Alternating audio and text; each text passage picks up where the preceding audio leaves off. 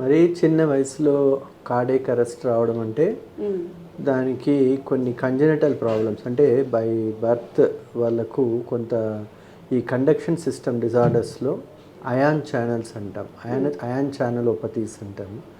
అట్లాంటివి long QT syndromes కానీ బ్రుగడా syndromes కానీ అట్లాంటివి కొన్ని వాళ్ళు జెనెటికల్గా వాళ్ళకు సంక్రమించి ఉండొచ్చు. అట్లాంటప్పుడు వాళ్ళు ఒక్కొక్కసారి ఎక్సర్సైజ్ అప్పుడు కూడా అవి వెంట్రుకులర్ టకికార్డియా, వెంట్రుకులర్ ఫిబ్రిలేషన్ అని ట్రిగ్గర్ అయ్యి హార్ట్ ఎక్కువ స్పీడ్గా కొట్టుకొని అరెస్ట్ అవ్వడం అనేది జరుగుతుంది. సో దానివల్ల చనిపోవడం అనేది జరుగుతుంది. అట్లాగే ఈ పర్టికులర్గా స్పోర్ట్స్ మెన్స్లో కొన్ని హైపర్ట్రోపిక్ కార్డియోమయోపతీస్ ఇట్లాంటి కొన్ని డిజార్డర్స్ పర్టికులర్లీ ఇవి జెనెటికల్గా ట్రాన్స్మిట్ అవుతుంటాయి.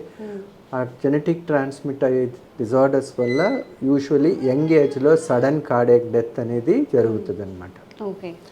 సో ఇంకా అనదర్ కాజ్ ఇప్పుడు మీరు చెప్పినప్పుడు gym, heavy exercise, sports mens యూజువల్గా కూడా ప్రీ చెకప్స్ అనేది కంపల్సరీ ఉండాలి.